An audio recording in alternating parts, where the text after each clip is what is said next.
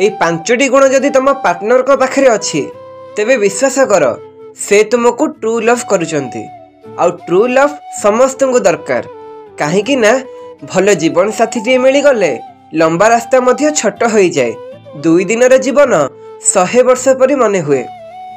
Video आरंभ करने पूर्वर मुझे कहूँ गोटे स्ट्रॉन्ग रिलेशनशिप रखा चाहूले जमा भी वीडियो को स्किप करनी आउ आरंभ शेष पर्यंत देखंतु। Let's start. सच्चा प्रेमर 5टी गुण मध्यरु मु गोटे गुण शायरी रु आरंभ करुची। एई शायरीटी किए लिखिचंती मु जानिनी किंतु जी भी लिखिचंती बहुत सुंदर लिखिचंती तांको हृदय धन्यवाद।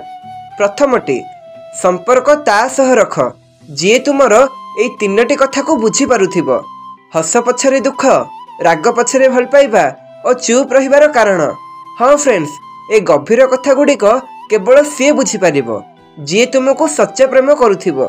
आउ द्वितीय कथाटी हैला सी तुम कॉल को चातक पक्षी परिका सारा दिन अपेक्षा करिथिबो केवल तुम सहित 2 मिनिट कथा हेबा पई, तुमर आवाज सुनिया पई। से 2 मिनिट कथारे तुम भल मंद आज दिनटी केमिति कटिला सबकिछि ठीक तो एमिति अनेक किछि केयर करिबा वाला कथा कहइबो।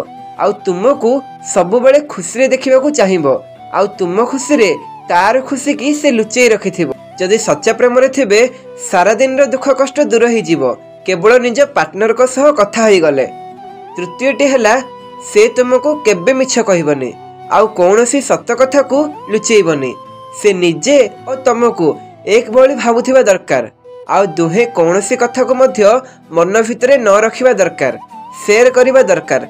निज निजर पर्सनल कथा जेमिति 2 जन को जणाथिबा दरकार।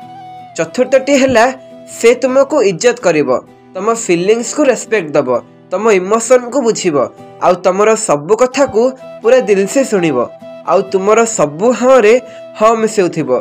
जदि एई लक्षणटी थिबो ताहले पूरा सियर हो जाओ जे से तुमको सच्चा प्रेम करूचंती। पंचमटी हैला संपर्क भांगी जिबा कथा केबे भी कहबनी। तमे जेमिति अछ से तुमको सेही भली ग्रहण करिवो। परिस्थितिर बहाना देखई तुमठू दूरे जीवाकू न चाहिबा दरकार। एही भली साथी भाग्य रे थिले मिलंती।